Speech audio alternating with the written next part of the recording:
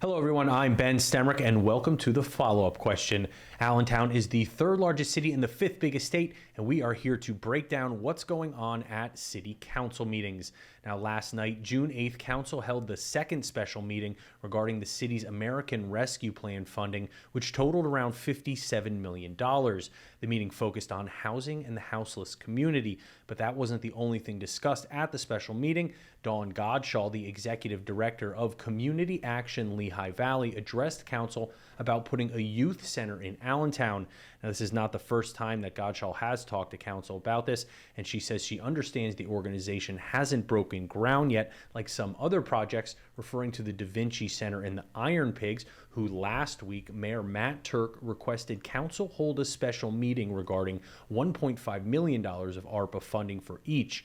Turk says the urgency was because of the rising cost of supplies. Here's Godshall. The mayor talked about, two other things in the area that needed funding that he said were shovel ready. And we are not shovel ready for lack of trying. We have been trying to acquire either Cleveland School or McKinley School. And we waited very patiently for the school district to do a feasibility study, which has been completed for several months now. And we just went to a board meeting a couple of weeks ago in which they had engineers present the fact that both schools are uninhabitable. And we don't want the school, we don't want the buildings, we want the land. Godshall says she believes the youth center can give kids a safe space to go, but more importantly, a place to keep them out of trouble.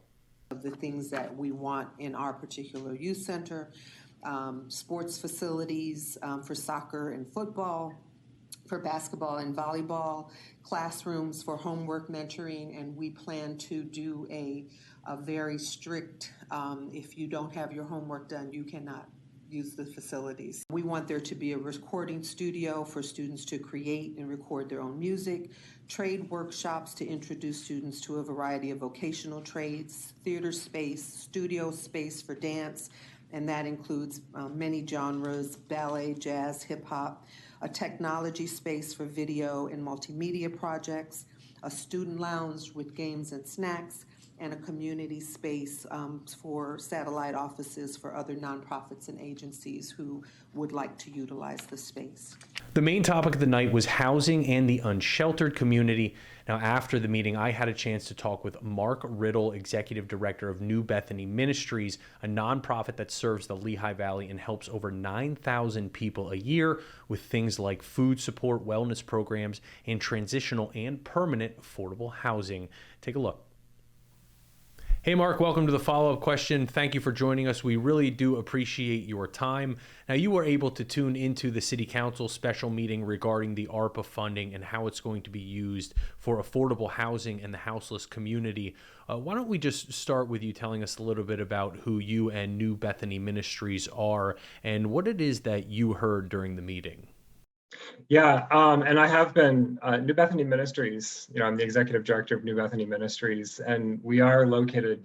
Our main campus is in Bethlehem on the south side, but we do serve people in Allentown. We serve people in Northampton County and Lehigh County.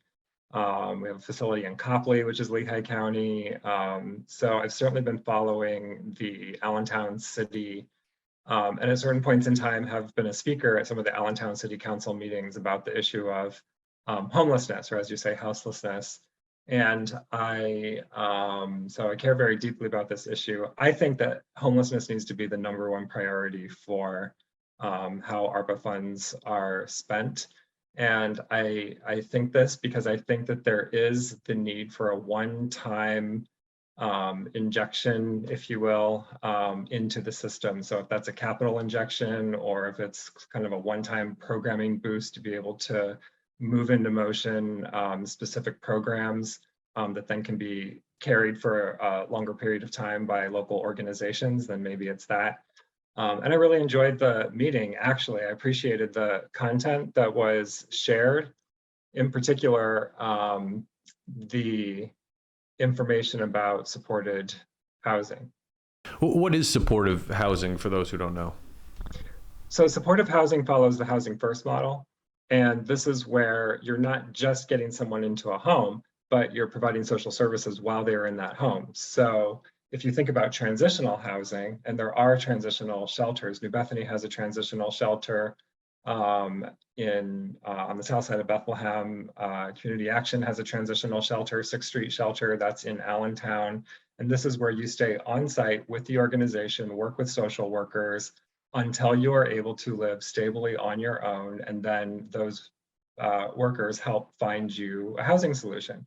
So this is the same thing, except that you do the housing solution first, and the exact same social workers at the exact same organizations help you when you're at the place. So this is about a relationship between nonprofit organizations and the private sector, or nonprofit organizations and landlords. So if we can work together with property owners, we can provide a low income solution. And then while you're living somewhere, help find a better job, help find childcare, help secure the benefits that you need, help find the sources of food that you need to be able to make ends meet. So that's what supportive housing is, and I do think that's a big solution. In the council meeting tonight, Cece Gerlach mentioned the need for a shelter. A lot of folks in Allentown continuously advocate, and I will say I'm one of them, for a year-round homeless shelter. We don't have one. We're the 3rd largest city in the state of Pennsylvania. And I've seen a lot of other cities that when they do these investments and say like supportive housing and they really target subgroups, they already kind of have somewhat of an infrastructure when it comes to homeless services. We don't have a place for tonight when someone is homeless. We don't have a place for them to go 100% of the time. That is something that in the city of Bethlehem we are looking at. We are looking at citywide. How can we have emergency overnight shelter for all populations, so not just single men or single women, but also families, also members of the LGBTQ community, and also single women without children is often a population of people that do not always feel safe going to a congregate setting on an emergency basis. So to have a pipeline of services across the homeless services continuum, you would need to start with intake. So somebody comes to, for example, an emergency shelter, but as they come to that shelter, you can triage and you can start to say, okay, so what is your need? Is it just for one night? Is it for a longer period of time? And then from there, you do provide shelter for that one night, and we do need space to provide that shelter on an emergency basis. Then you immediately move that person into a program where they can move into the next steps that they require. And that's where the supportive housing element comes into play, because by the time you get to the point where you can move into a home, then you can have those social services to wrap around you. I feel like we've been hearing about the need for kind of that symbiotic relationship between the landlords and the private sector and the nonprofits and the local government for a long time. We hear about how rent is skyrocketing in the valley, and we're seeing the cost of homes going up. Is it realistic to think, in your opinion and what you've come across, that the private sector wants to be part of that and they want to help the lower income community?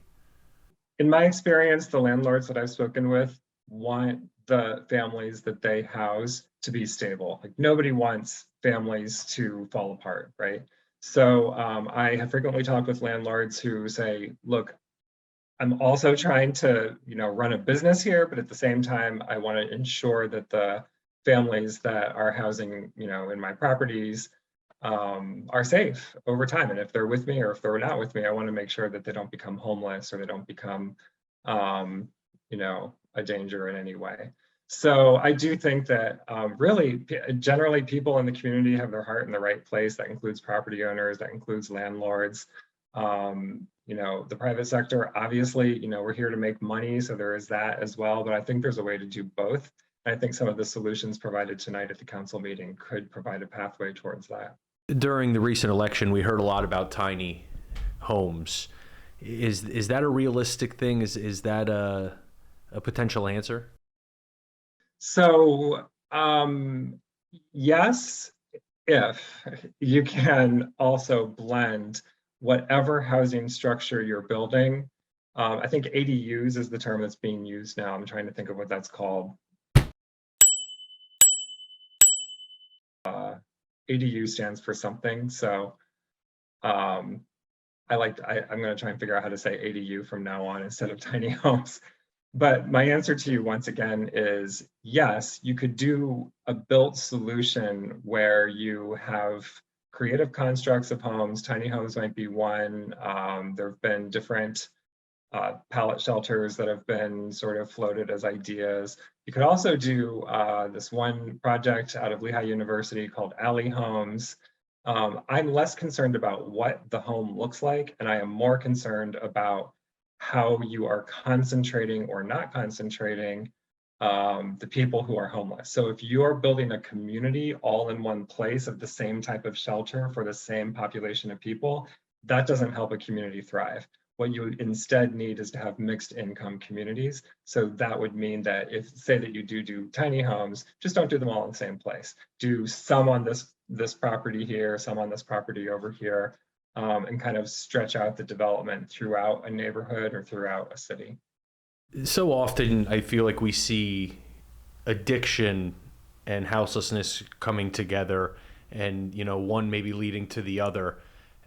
And it's also very hard for those individuals to get into places and get into certain community programs and things like that.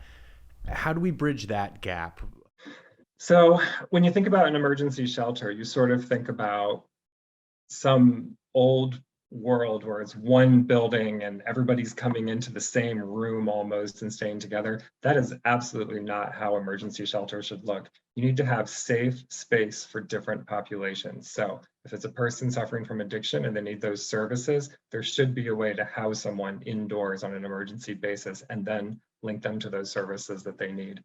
If it's somebody who is part of the LGBTQ plus community, then there should be a way to have a safe way for example, a trans man or a trans woman to be somewhere where others can respect them as individuals. So there needs to be a way to keep people safe and at the same time sheltered. And then we find services to help people to get them to where they need to go. I feel like so often people think of a almost movie type character that is coming to help for you, but who is it really that's coming in for this help? I'll tell you what, more and more the people who we see at New Bethany coming for help are literally our neighbors.